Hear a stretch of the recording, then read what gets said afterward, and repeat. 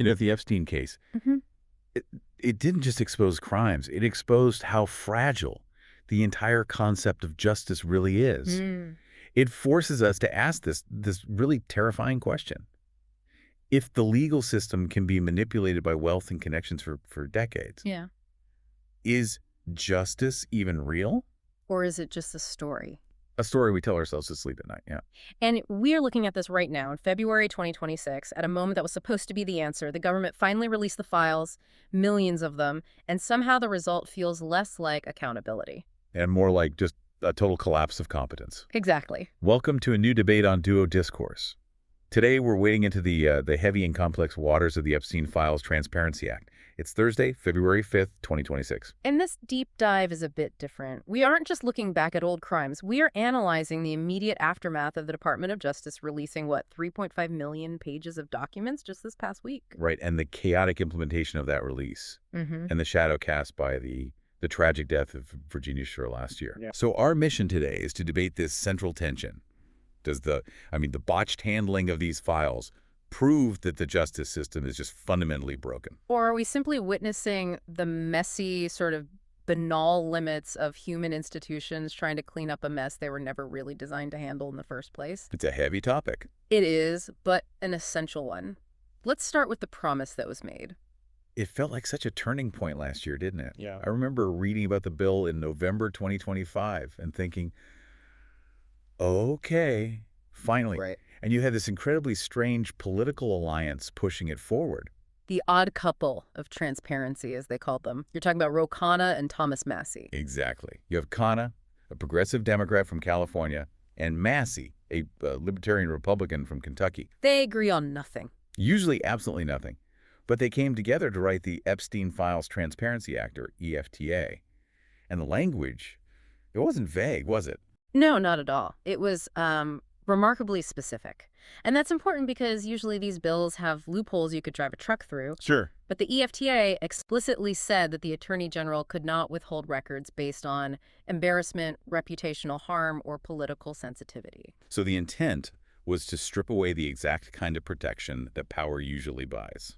Precisely. Astley. And the momentum was just undeniable. The House passed it 427-1. The Senate unanimously. President Trump signed it on November 19th, 2025. It felt like the one thing the entire country actually agreed on. We need to see what's in the dark. It was a rare moment where, the moral imperative just overrode the political instinct to hide things. Yeah. But passing a law is one thing. Implementing it is another. Implementing it through the machinery of the Department of Justice is entirely different. And that brings us to this week, early February 2026. The DOJ, under Attorney General Pam Bondi, announces compliance.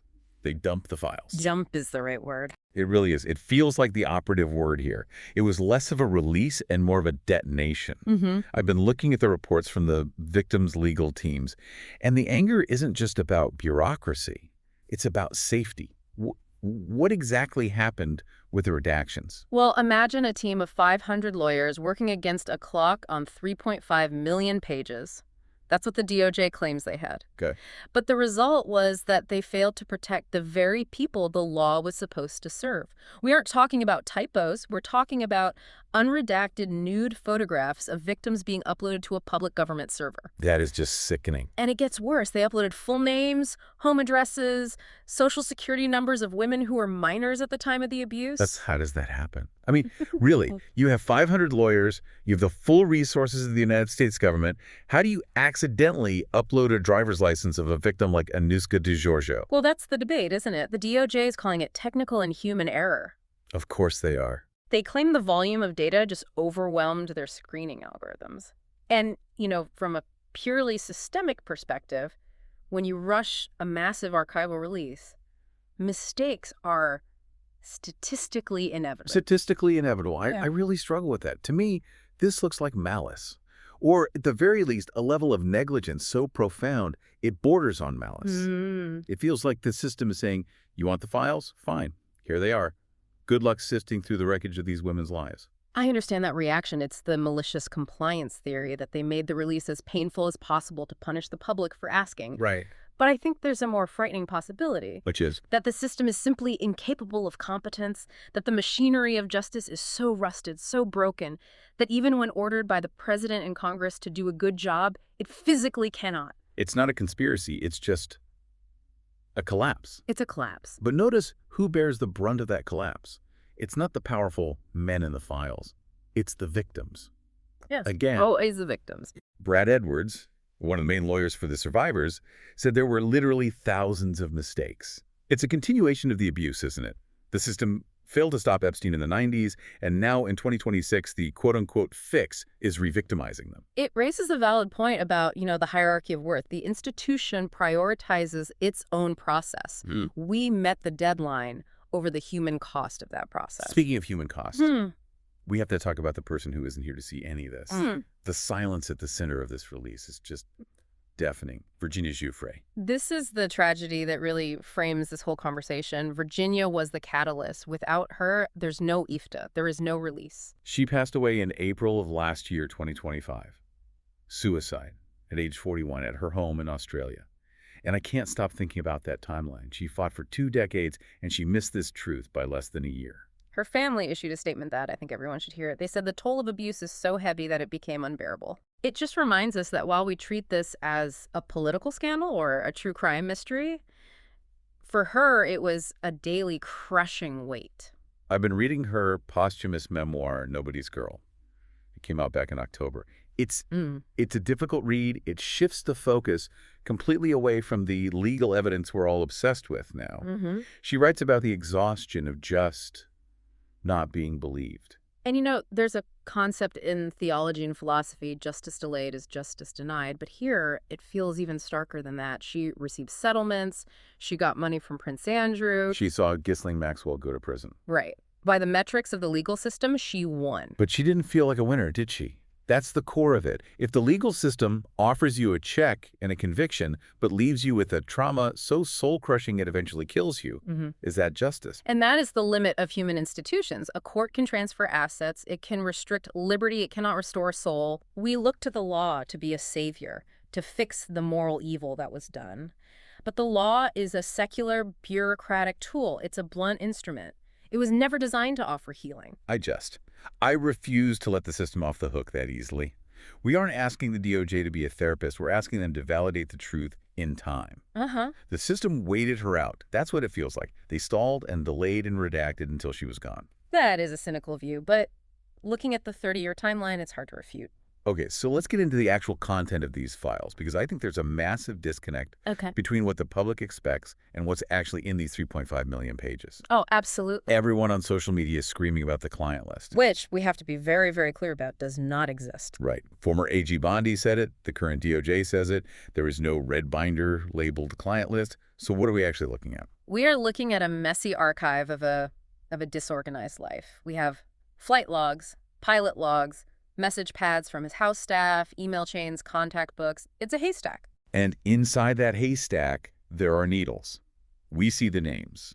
Donald Trump, Bill Clinton, Prince Andrew, Al Gore, Michael Jackson. We see academics like Noam Chomsky. But this is where the debate gets so heated. Just because a name is in a message pad, does that mean they're guilty of a crime? Intellectually, you have to say no.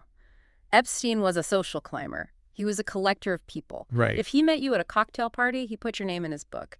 If you flew on his plane to a conference, you're in the log. Proximity establishes connection. It doesn't prove participation in the abuse.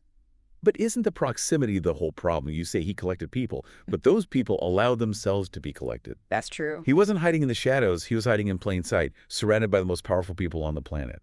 I think that the public anger isn't just, did they commit a crime? It's, why were you there? Why were you normalizing this man? And that's the moral stain that the law can't prosecute. You can't indict someone for bad judgment. But this brings us back to the cover-up theory.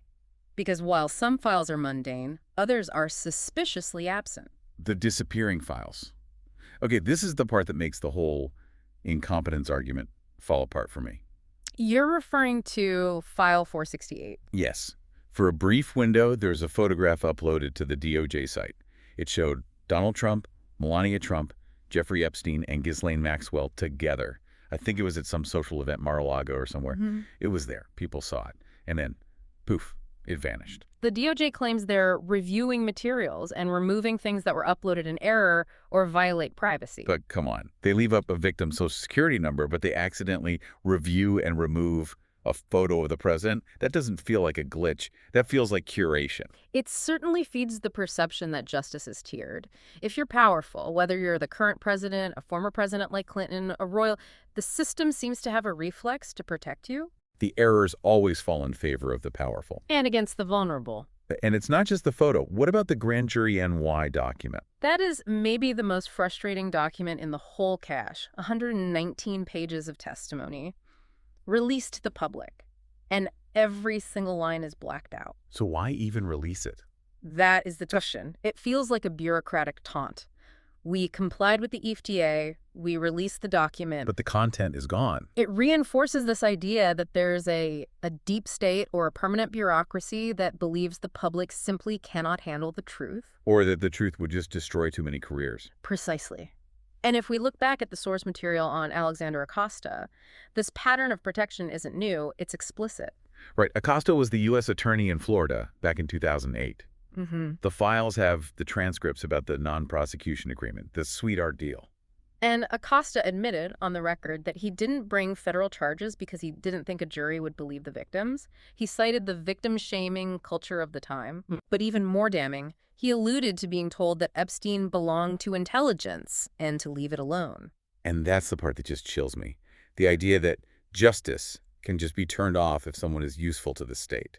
And don't forget the FBI's role in all this. The files confirm they got tips from Maria Farmer, one of the earliest whistleblowers, as far back as 1996. 1996? That's 30 years ago. She told them everything. She gave them details. And the report was filed away. So when we debate if the system is broken or incompetent, we have to reckon with the fact that for 30 years, the premier law enforcement agency in the world looked at this and decided to do nothing. Was it an active conspiracy? Or was it just the banality of evil? That it wasn't a room of men twisting mustaches? It was just a series of agents and prosecutors taking the path of least resistance. Exactly. It was easier to let the billionaire go than to fight the army of lawyers he would bring. It was cowardice, institutionalized. And now here we are in 2026, and instead of reckoning with that cowardice, we're just watching politicians use it as a football. That is the inevitable second act of any American tragedy, isn't it? The politicization. You see Senator Schumer on the news, practically shaking with rage, calling the redactions of the missing Trump photo one of the biggest cover-ups in history. And on the right, you have the counter-narrative, that the Biden-era DOJ sat on these files to protect the Clintons, or that the current administration is slow-walking it to protect their own. It's all just noise. It's just noise. They're shouting about cover-ups to score points for the midterms, and meanwhile, Anuska DeGiorgio is trying to get her driver's license off the internet. The public gets the circus, the victims get no peace. It's a distraction mechanism. If we keep fighting about red versus blue, we stop looking at the structural rot that allowed Epstein to exist in the first place. So where does that leave us? We have 3.5 million pages. We have a botched website. We have a dead whistleblower. We're left with the very uncomfortable reality of the limits of human justice. Expand on that. We want a narrative ending. We want the gavel to bang, the bad guys to go to jail, and the good guys to be healed. But Epstein is dead. He escaped earthly judgment. Virginia is dead. She escaped her pain, but she didn't get closure. Ghislaine Maxwell is in prison, but the network, it remains. The financiers, the ablers, Yeah. the people who look the other way. They are all still there. Most of them are still rich. Most of them are still powerful. The law requires specific evidence of a specific crime to convict. It can't punish a network of influence. So is the lesson here that if you're rich enough and connected enough, you can just opt out of the justice system? I think the lesson is that the justice system is a human construct. And like all human things, it's flawed and it's corruptible. If we place our ultimate hope in the Department of Justice to restore moral order to the universe, we are always going to be devastated. That is a very difficult pill to swallow. It's essentially saying, abandon hope, all ye who enter the legal system. Not abandon hope, but maybe adjust expectations. The EFTA release, for all its failures, is a form of justice. It's a justice of history. We know who was there, we know who failed. They might not go to prison. But they can't hide from the historical record. Right. But does history matter to a victim? Does being right in the history books help Virginia Giuffre? No, it doesn't. And that is the heartbreak we have to sit with. I just keep coming back to the missing file 468. That photo that was there and then wasn't. To me, that's the perfect symbol of this whole deep dive. Hmm. The truth is right there. We can see it. But the moment we try to grab it, the system refreshes the page and it's gone. And we're left with error 404, justice not found. We have a massive archive now, a searchable database that is terrifyingly incomplete and recklessly dangerous to the victims. And a society that knows the truth but lacks the mechanism to act on it. So here's the final thought I want to leave everyone with. If we have the files and we have the names and we have the proof of negligence, but no one knew is going in handcuffs, have we actually achieved transparency? Or have we just documented our own corruption? That is the question that will define this era. This has been a debate on Duo Discourse. Thanks for listening.